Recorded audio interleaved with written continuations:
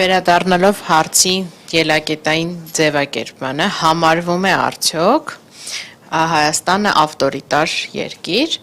պետք է ասենք, որ այդ համարելը, ինչը որ ենթադրում եմ նաև այստեղ քաղաքագիտություն ուսումնասիրած մարդիկ, միշտ իմացել են, որ այդ համարողները, այսպես ասած, եվրոպական համայնքն է, արևմտյան համայնքն է, էլի, որովհետև օրինակ կան աշխարհում շատ հզոր պետություններ, Չինաստան, Հնդկաստան, այլ երկրներ, օրինակ Բրազիլիա, որոնք իրանց, այսպես ասած, առաքելությունը չեն դարձրել, հա, ուրիշներին չափել, այ դուք ժողովրդավար եք, դուք ավտորիտար եք, դուք բռնապետական եք եւ այլն։ Եվ այդ ակունքը հասկանանք, էլի, համարելու որտեղից է գալիս, որ հասկանանք հիմա արդյոք այդ հարցադրումը համարելու ակտուալ է, թե ակտուալ չի։ Առանցքը դրեցին պետությունը երկրորդ աշխարհամարտի ժամանակ պատերազմեցին, շատ հոգնեցին, հասկացան, որ այդ պատերազմը ծնող պատճառը գլխավորապես ավտորիտար ռեժիմն է եղել, այսինքն այն ժամանակ, երբ որ մի պետության ներսում կարող են խարխլվել ամբողջ ժողովրդավարական հիմունքները, կարող է սերմանվել ատելություն, կարող է սերմանվել վախ, պատերազմի հանդեպ այդ ինչ-որ նացիստական ձգտումներ եւ այլն, այս ամեն ինչը թունավորում է ամբողջ միջավայրը եւ հանգեցնում է պատերազմների եւ պետքա այլևս հոգնած լինելով պատերազմելով ստեղծել մի աշխարհակարգ, որտեղ պետքա համարենք, որ պետությունները, լավ պետությունները, այսպես ասած, ժողովրդավար պետությունները պետք է ունենան 3 հիմնական մետրիկա, որպեսզի չհամարվեն ավտորիտար կամ ավելի բան բռնապետական եւ այլն։ Առաջինը դա իհարկե շեշտը դրվեց շատ գլխավորապես մարդու իրավունքների հարգումը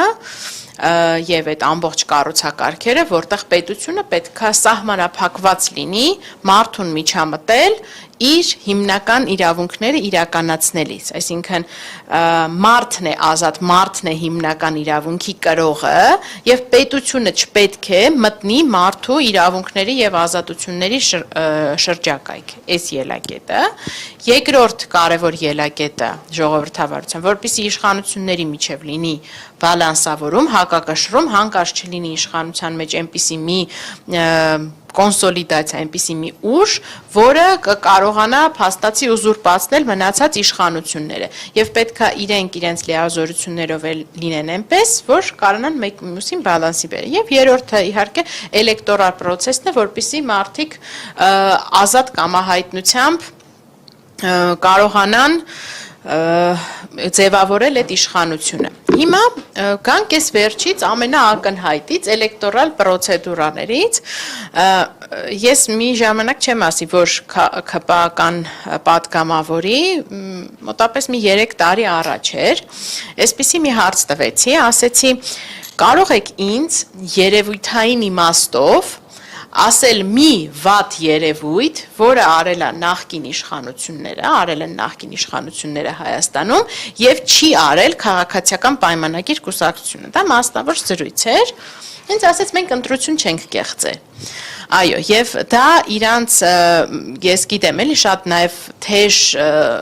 շրջանառվում է իրենց ներքին շրջանակներում, երբ որ փորձում են ներքուստ ինչ որ մի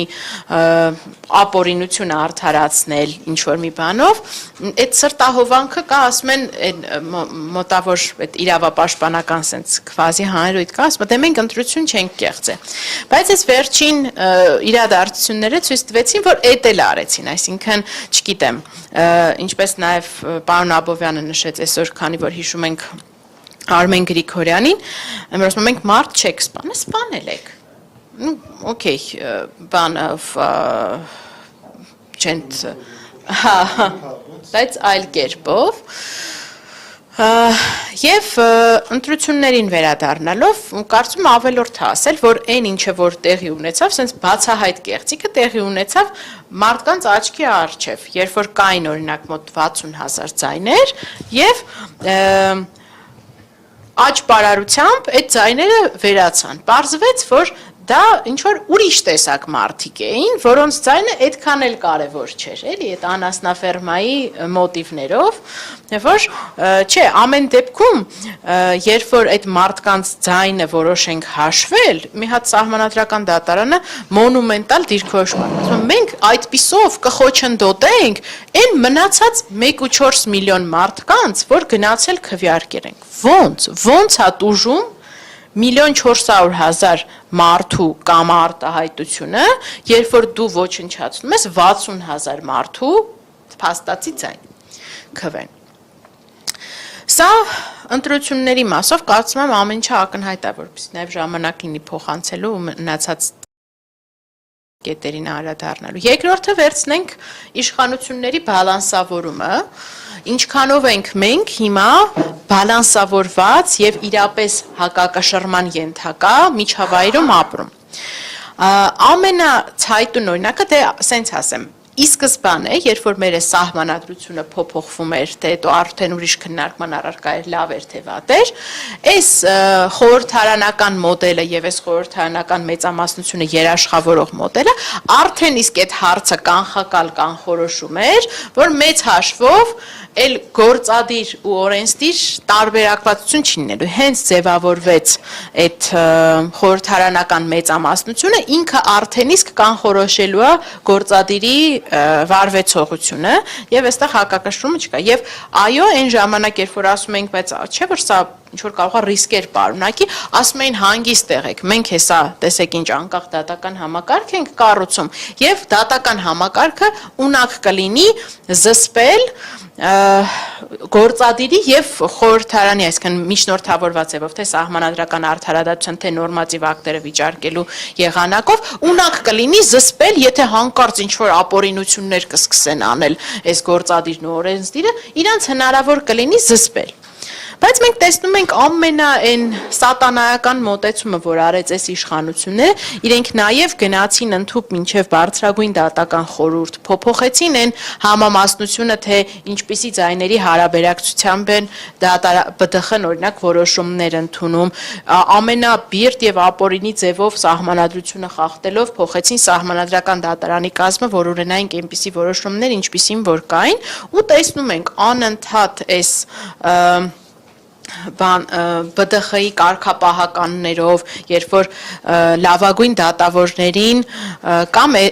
հորդորներով, կամ այսպես կոմպրոմատների ինչ-որ բաներ ճնշումներով, կամ ԲԴԽ-ի ճնշումներով ըստ էության մեկուսացրեցին եւ սարքեցին դատական համակարգը ենթակա խամաճիկ համակարգ։ Այսինքն երկրորդ կոմպոնենտը եւս մենք տեսնում ենք, որ այլևս չեմ վախենա ասել, փլված է բովանդակային իմաստով։ Եվ երրորդ ամենակարևոր կոմպոնենտը, որին ամեն օր ենք առերեսվում, ինչպես օրինակ նախորդ օրերին մայրիկիս այդ դեպքը, որ այդքան հայտնի դարձավ, դա մարդու իրավունքի պաշտպանությունն է։ Արդյոք մարդը հիմա Հայաստանում պաշտպանված է թե չէ, իր խոսքը պաշտպանված է թե չէ, աշխատանքը պաշտպանված է թե չէ, ազատ տեղաշարժը, կարծիք արտահայտելը, քաղաքական պրոցեսներին մասնակցելը պաշտպանված է թե չէ, այստեղ չեմ ուզում այլևս օրինակները ամեն մեկս մեր գլխում կարող ենք 100-ից ավել բերել, տեսնում ենք, որ իհարկե պաշտպանված չեն։ Ու այս ամեն ինչի համախմբում այս իրադրությունը ինձ ակամա հիշեցնում է, էլի այս ֆրազան ես չէ որ առաջի անգամ ասում եմ, բայց Հայաստանի ադրբեջանացում տերմինը։ Երբ որ չեմ հիշում, այս վերջերս ում էր, կարծեմ դուծի հարցազրույցներից մեկն էր, երբ որ ադրբեջանցի այդ պրո Ալիևյան կլանից ինչ որ մեկին հարցում են, ասում են Ադրբեջանը ժողովրդավար է, թե չէ, ասում է Ադրբեջանում կան ժողովրդավարական ինստիտուտներ, այսինքն այդ բուտաֆորյաները կան, մի հատ կա մարդու իրավունքների պաշտպան, մի հատ կա, չգիտեմ, խորհրդարան, բան։ Հա, կան այդ ժողովրդավարական մարմիններ, որ կոչված են, բայց իրանք իրապես բովանդակային իմաստով արդյոք իրանք գործառույթները անում են, որպեսզի Հայաստանում լինի ժողովրդավար միջավայր, կարծում եմ, որ ոչ։ Եվ հետեւաբար վերադառնալով այն բանին, որ ժամանակին արևմտյան աշխարհը այդ ամեն ինչը սահմանել էր, որպեսի լավ միջավայրում ապրենք, այսօր մենք տեսնում ենք, որ մեծ հաշվով արևմուտքը դադարել է համարել ով է ժողովրդավար, ով չէ։ Հիմա տեսնեք, օրինակ նայեք, Վրաստանում այդքան փոփոխություններ տեղի ունեցան, հիմա չեն ասում ժողովրդավարը թե չի, ասում մեր հետ է, թե մեր հետ չի։ Ժողովրդավարություն դրել են մի կողմ, նույնը Ուկրաինայի պարագանա, Ուկրաինայի ժողովրդավարական մետրիկան, հիմա եթե ուշադիր նայեք, եվրոպական քաղաքակրթական որևէ կոնտեքստում չի դրվում, չեն ասում